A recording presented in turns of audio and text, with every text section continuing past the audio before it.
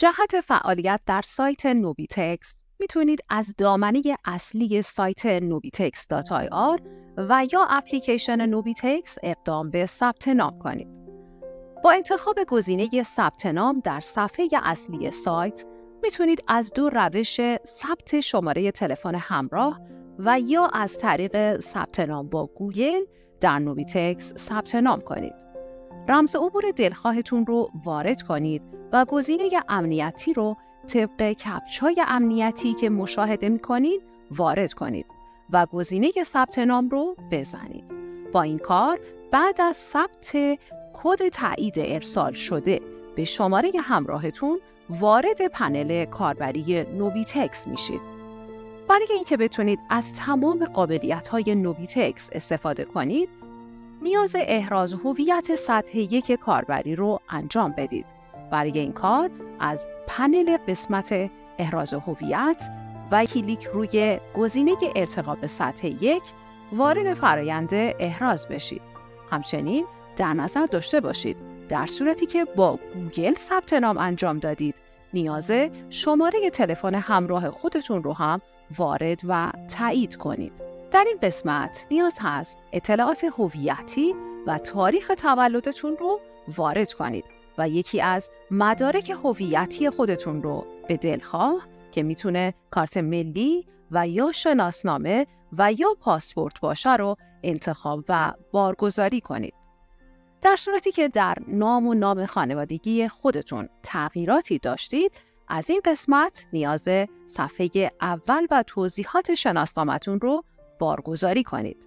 اگر تمامی موارد رو به درستی وارد کرده باشید، سطح 1 کاربری شما به صورت سیستمی تایید میشه و میتونید طبق سقف سطح کاربری خودتون واریز و برداشت داشته باشید.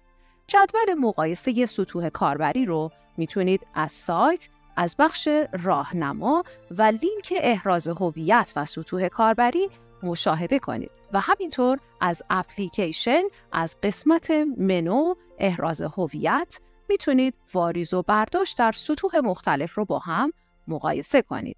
این نکته رو هم در نظر داشته باشید. اگر شماره همراهی که ثبت کردید به نام خودتون نباشه، در سطح 1 کاربری امکان برداشت رمزارز وجود نخواهد.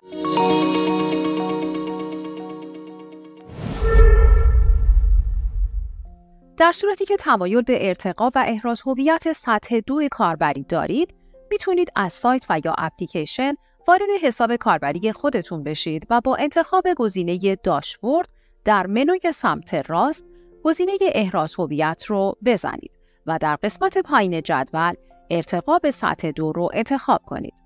در این مرحله نیاز هست اطلاعات محل سکونت و کد پستی و تلفن ثابت رو وارد کنید. در صورتی که تلفن ثابت ندارید، میتونید تیک عبارت در حال حاضر شماره تلفن ثابت ندارم رو انتخاب کنید و از این مرحله عبور کنید. احراز هویت سطح 2 در نوبیتکس به دو روش قابل انجامه. روش اول به صورت هوشمند هست که زمان کوتاه‌تری برای احراز طی میشه و روش دوم تایید هویت با ارسال عکس هست که مدت زمان بیشتری برای تایید نیاز داره. در صورت تمایل به انجام احراز هویت سطح 2 از طریق احراز هوشمند، شماره سریال نوشته شده پشت کارت ملی هوشمندتون رو در این قسمت درج کنید. در گام بعد نیاز هست نکاتی که در این بخش بهش اشاره میشه رو رعایت کنید و از خودتون ویدیو بگیرید. فقط صورت یک نفر در کادر مشخص باشه. صورت خودتون رو در فاصله مناسب از دوربین سلفی گوشی قرار بدید، به طوری که در وسط کادر مشخص شده قرار بگیره. مراحل رو در محیطی با نور مناسب و با دوربین تمیز انجام بدید و سعی کنید چهره‌تون کاملا مشخص باشه. گوشی رو به صورت عمودی نگه دارید و نچرخونید. در هنگام انجام مراحل گوشی رو تکون ندید و سعی کنید ثابت نگه دارید. برای ضبط ویدیو صورت خودتون رو با تنظیم فاصله مناسب به آرومی به طرفین بچرخونید تا خدچین بالا به طور کامل پر بشه و به رنگ سبز در بیاد. زمانی که خدچین به صورت کامل به رنگ سبز در اومد، ویدیو به صورت خودکار ارسال میشه و وارد مرحله بعدی احراز هوشمند میشید. در این بخش متن موافقتنامه‌ای که نمایش داده میشه رو با صدای رسا بخونید. من درخواست استفاده از خدمات نوبیتکس را دارم. بعد از خوندن متن موافقتنامه، گزینه تایید و ارسال رو انتخاب کنید و ویدیو احراز خودتون رو ارسال کنید. با این کار فرایند احراز هویت هوشمند شما به اتمام میرسه. اما در صورتی که روش ارسال تصویر رو برای احراز هویت انتخاب کنید، باید متن تعهدنامه‌ای که به شما نمایش داده میشه رو به صورت دستنویس و خوانا به همراه نام و نام خانوادگی و تاریخ روز روی یک صفحه سفید بنویسید و امضا کنید. اصل یکی از مدارک هویتی که میتونه کارت ملی جدید و یا قدیم و یا شناسنامه عکسدار باشه رو در کنار متن تعهدنامه در دست بگیرید، به نحوی که چهره شما و متن تعهدنامه و اطلاعات روی مدرک هویتی در عکس مشخص باشه. از خودتون به همراه این مستندات عکس بگیرید و این تصویر رو در سامانه بارگذاری کنید. بررسی تصویر ارسالی شما توسط کارشناسان ممکنه بین 24 تا 48 ساعت زمان ببره و در صورتی که احراز شما بدون مشکل انجام بشه، از طریق ایمیل و اعلان داخل نوبیتکس به شما اطلاع رسانی میشه. بعد از تایید احراز هویت سطح 2 کاربری، میتونید طبق سقف مربوط به سطح کاربری خودتون در نوبیتکس فعالیت کنید. برای مشاهده این مقادیر میتونین کادر مربوط به سطوح کاربری در بخش احراز هویت رو بررسی کنید.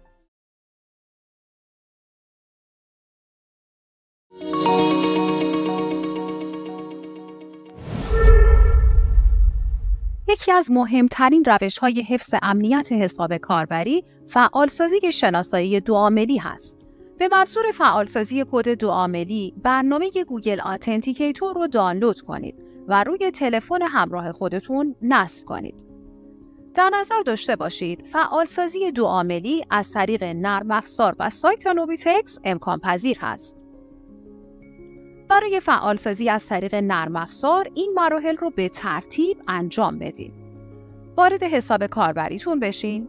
از قسمت منو با انتخاب گزینه امنیت، گزینه فعالسازی کد دوعاملی رو انتخاب کنید.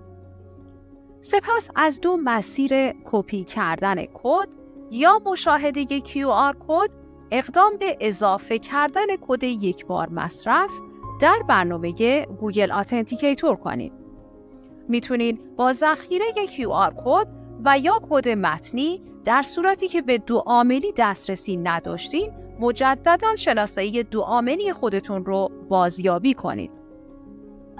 در برنامه گوگل اتنتیکیتور با انتخاب علامت به اضافه پایین صفحه در صورتی که تمایل به اسکن QR کد دارین میتونین گزینه اسکن رو انتخاب کنید و اگر هم با یک دستگاه اقدام به فعالسازی میکنین گزینه دوم رو انتخاب کنید. در این مرحله میتونید نامی انتخاب کنید به دلخواه تا مشخص بشه این حساب مربوط به حساب نوبیتکستون هست و در قسمت کلید کدی رو که در نرم افزار نوبیتکس انتخاب کرده بودین در این قسمت وارد کنید. افزودن رو بزنید و در اینجا وارد صفحه اصلی گوگل اتنتیکیتور میشین که کد 6 رقمی که مربوط به نوبیتکس هست براتون ساخته شده. در نظر داشته باشید که این کد هر 30 ثانیه یک بار عوض میشه. کد 6 رقمی ایجاد شده در برنامه گوگل اتنتیکیتور و همچنین کد پیامک شده رو در بخش مربوطه جایگذاری کنید.